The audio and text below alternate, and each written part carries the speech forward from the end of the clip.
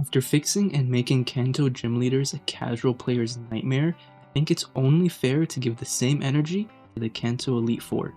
The Kanto Elite Four has a lot of potential, but let's be honest, these teams are so bad.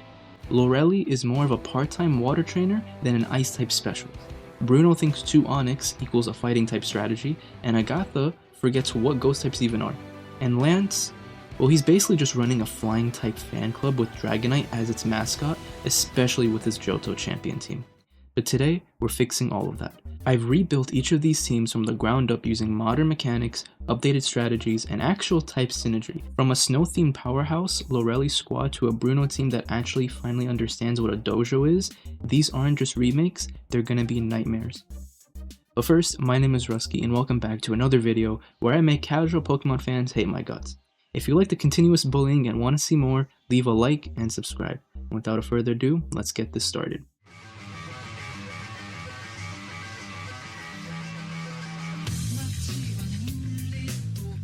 For starters, we'll be using the same rule set we had in Kanto and the Johto revamps. If you're new, I'll just go over them really briefly. Rule number 1, same Pokemon clause. The teams that we're building cannot use the same Pokemon multiple times, including their evolutions. For example, Agatha cannot use a team basically having Gengar as its only Pokemon. Rule number 2, regional dominance. Since these are Kanto Elite Four, and technically Johto as well, their teams must include at least half or more native Pokemon to their respective region. And finally, rule number 3, we're going to be using the most up-to-date move pools, specifically Generation 9, as when this video is being made, to avoid any confusion.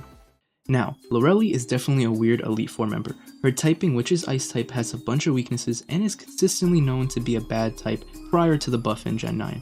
However, we're going to change that with this team. Her old team wasn't all that great and definitely relied on her water type side. First up, we have Alolan Ninetales, holding an icy rock to extend the snow set by its snow warning ability. With a timid nature, it outspeeds most threats and sets up Aura Veil, cutting incoming damage in half for the whole team. Snow Warning isn't just for support though. Blizzard becomes a guaranteed hit in snow, and Draining gives it some recovery, while Calm Mind lets it scale up if it's left unchecked.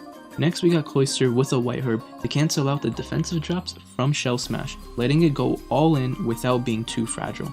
Thanks to Skill Link, its Icicle Spear and Rock Blast will hit 5 times consistently, making it a dangerous physical sweeper. And if it wasn't enough, it even packs Blizzard to hit physically defensive walls on the special side. This Cloyster can snowball fast, and what's an ice team without this set? Up next is Iskew holding a Citrus Berry and bringing its signature Ice Face ability to block the first physical hit he can take. If you're not familiar with its ability, Ice Face is basically Mimikyu's ability Disguise, but only for physical damaging moves, and comes with a stat change once it takes damage. With an adamant nature, this thing hits hard after setting a belly drum, immediately maximizing its attack, which basically has a free turn from its ability if it's against a physical attacker. From here, it unleashes heavy hits like Head Smash, Liquidation, and even Zen Headbutt to give it coverage against pesky fighting types that are looking into sweeping. Then, there's Baxcalibur, the team's powerhouse dragon holding a loaded dice to make Icicle Spear a consistent threat. After just one Dragon Dance, its Earthquake and Scale Shot, another multiple hit move that loaded dice supports, can clean house. Its ability Thermal Exchange also makes it dangerous to hit with fire type moves, giving an attack boost and turning the team's usual weakness into fuel for destruction. Paragonal comes in as a utility ace, also holding an Icy Rock to keep the snow going longer. Its Levitate ability gives it a handy ground immunity, while its timid nature makes it deceptively fast. It sets up both Reflect and Aura Veil, and with Hail, it can reset the weather if needed. Blizzard rounds out its set, taking advantage of the perfect accuracy under snow. And last but not least, there's Dugong, holding leftovers and running a stall-based set that thrives in Hail with its Ice Body recovery. It uses Whirlpool to trap opponents, then sets up Parashong to doom them in 3 turns. Dive helps it stall out the timer while avoiding damage, and Hail keeps it passive healing going strong. It's a perfect finisher for a battle of attrition. With this revamped team, Lorelei finally steps into a role of a true Ice-type Elite Four threat, and no longer is held back by its reliance on Water type or historically poor defensive profile of the Ice types. Whether it's setting up screens with Aura Veil or hitting you hard with even some stalling out the status and traps, every member plays a role in turning Ice from a fragile to fearsome. Okay, now let's really be real here. Why does Bruno have 2 Onyxes?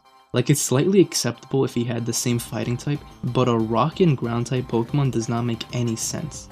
Best believe they are off this team, but I guess for the diehard fans, they probably will say the Onixes are there for the fighting Pokemon to hit them so they can be stronger, but this is a fighting type Elite Four member. We're not going to have some training Pokemon on the side for them to be stronger. So first up, we got Hitmontop holding a Citrus Berry and coming in with Intimidate to instantly lower the opponent's attack. With an Impish nature, it will build to take hits while setting up Agility. From there, it can either attack with Triple Axle and Brick Break, or pass on the speed boost to a teammate using Baton Pass, turning the tide early in the battle by setting up a fast sweeper right off the gate. Next is Machamp holding a Flame Orb, and it's ready to activate its Guts ability for a massive power boost. With Adamant nature when close combat, this Machamp doesn't pull any punches. Facade makes it a nuke thanks to the burn, and Bullet Punch gives it priority and fairy coverage to finish off faster threats. Thunder Punch adds key coverage against flying types that might otherwise resist its main stab. Now imagine Hitmontop passing its speed boost to this overly slow Machamp. It would pop Guns in the same turn it switches in, and then it can steamroll from there. Then there's Breloom with Toxic Orb making full use of its Poison Heal ability to stay healthy while stalling out the opponent. It sets up grassy terrain and it can heal the team and boost grass type moves, but it won't be using that. With Spore, it can put threats to sleep, then follow up with Thunder Punch for coverage, or Drain Punch to stay healthy and fight longer.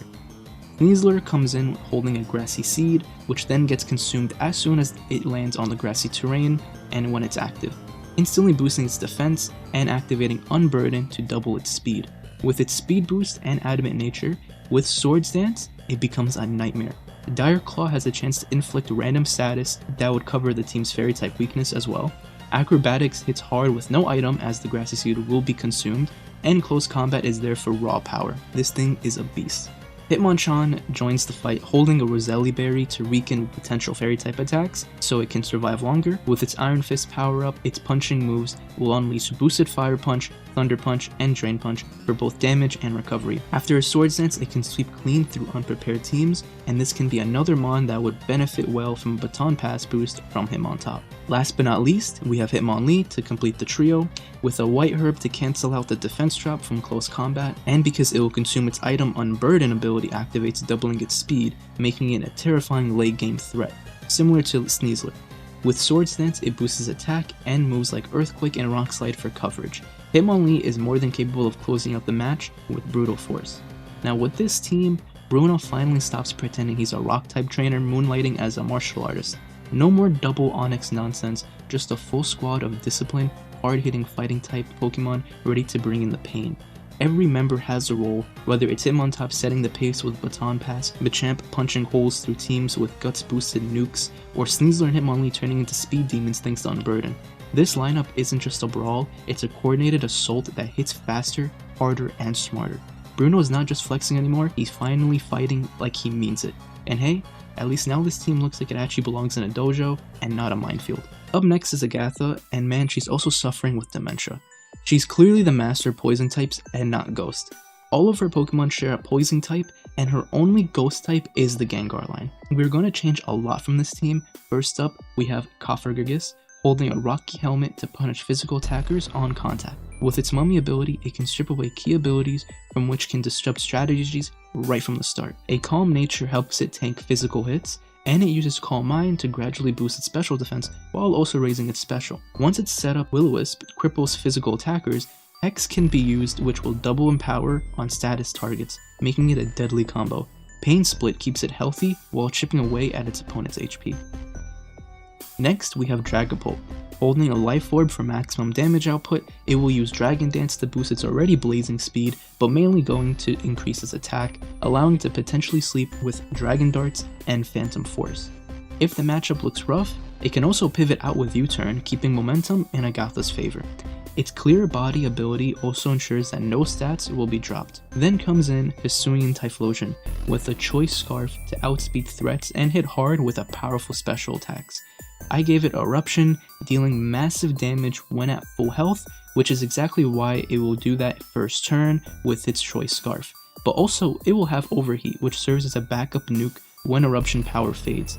Shadow Ball gives it a ghost type stab to fit Agatha's theme, while Focus Blast covers dark and rock type threats that might otherwise wall it. All moves that you can use one time, but if she switches out, she can obviously use different moves. Gengar floats in with Air Balloon, which wouldn't be needed if Game Freak didn't nerf my guy, but with granting temporary immunity to ground type moves, it will have Curse Body instead, which will disable key attacks, so it's not too bad. After nasty plotting, it becomes a serious special sweeper. Shadow Ball and Sludge Bomb provide strong dual stab, with Energy Ball handling water and ground types that think they're safe.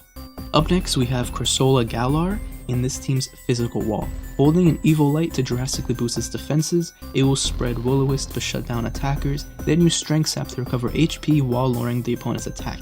With Calm Mind, it can slowly become a special tank too, and like Cofagrigus, it will use Hex to take full advantage of its status conditions. And last, we have Mismagius. Holding a Life Orb and acting as a fast special attacker with Levitate for ground immunity, it can set up a nasty plot, then strike you down with Shadow Ball, Dark Pulse, and even Draining Kiss, which provides both coverage and healing, keeping it in the game much longer despite the Life Orb recoil. With its speed and power, Mismagius makes a dangerous late game threat. With this lineup, Agatha finally steps into the role she was meant to play, a true master of ghost types. The days of her claiming to be a ghost type master while only having more poison are gone. Whether it's spreading status with Will-O-Wisp, trapping foes in paint split loops, or unleashing powerful nasty plot sweeps, every Pokemon on this squad plays into a ghostly plan of disruption, decay, and revenge. Agatha may be old, but with this lineup, she finally got some spirit left in her. Up next, we have Lance, the supposed Dragon Master, because we all know his champion team is more flying than Dragon. But whatever, Game Freak at this point, we're just used to it. Changing up his Elite Four team, however, this is the team we had, and it's quite similar but underwhelming to say the least. So up first is Garchomp, now acting as both a hazard setter, something Lance lacked in his original team, and as a physical threat. Garchomp with Adamant Nature will ensure maximum damage output, and he'll be holding the Rocky Helmet backed up with Rough Skin ability. Garchomp will punish contact heavy attackers with little less than 1/5 chip damage every time you hit it. It can open up with Stealth Rocks to wear down the opponents throughout the match, then shift to an offensive with Sword Stance, and from there, using Stab, Earthquake, and Dragon Claw to deliver its heavy hits. Next, we got Lance's signature ace, Dragonite, the iconic Dragon type running a bulky support set with Multiscale and Leftovers. It sets up Tailwind to boost the team's speed, then uses Dragon Tail to shuffle out the opponent's team, which will then rack up the hazard damage that Garchomp had set up.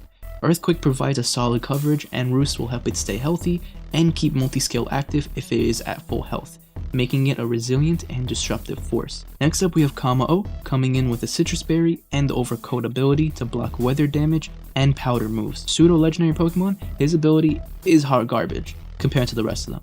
But regardless, his key move would be Clangler's Soul, which will boost up all the stats and at the cost of some HP, which he can quickly then recover thanks to the Citrus Berry. After setting up, he can use Drain Punch to sustain his health, while using Draco Meteor for crazy damage and Poison Jab to round off his Fairy type weakness. Then there's Altaria, the team's dedicated wall and status spreader, holding Leftovers and using Natural Cure to shake off status effects when switching out. With a calm nature, it's built purely for defense. Cotton Guard raises its defense sky high levels, Roost keeps it healthy, and Toxic slowly whittles down the threats. While not a dragon move, Moonblast adds unexpected Fairy type coverage for key matchups. Up next, we have Hydreigon, who brings the pressure as a special attacker, holding the Eject Pack, which will automatically switch him out when a stat drops. It will activate after using Draco Meteor, letting it pivot immediately out after dropping its stats, so then it can reset very easily.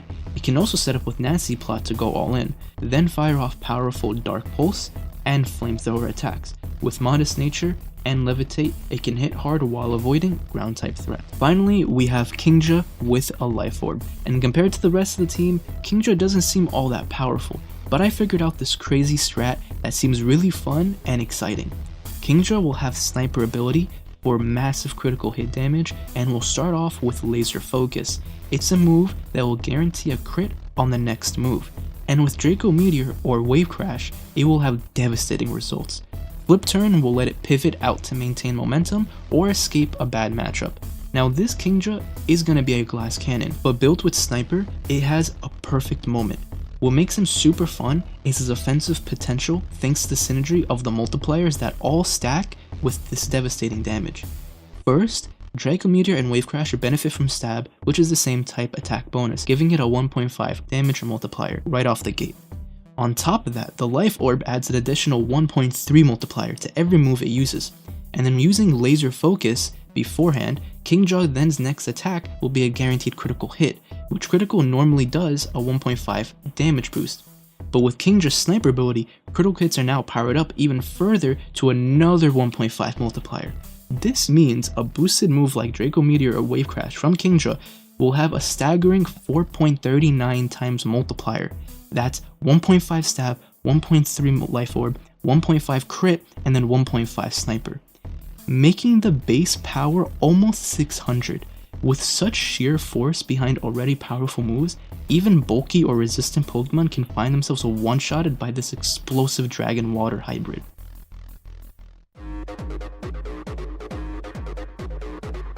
With this revamped team, Lance finally lives up to the title of a Dragon-type Elite Four Master, not just a guy with a bunch of flying types who happens to own a Dragonite.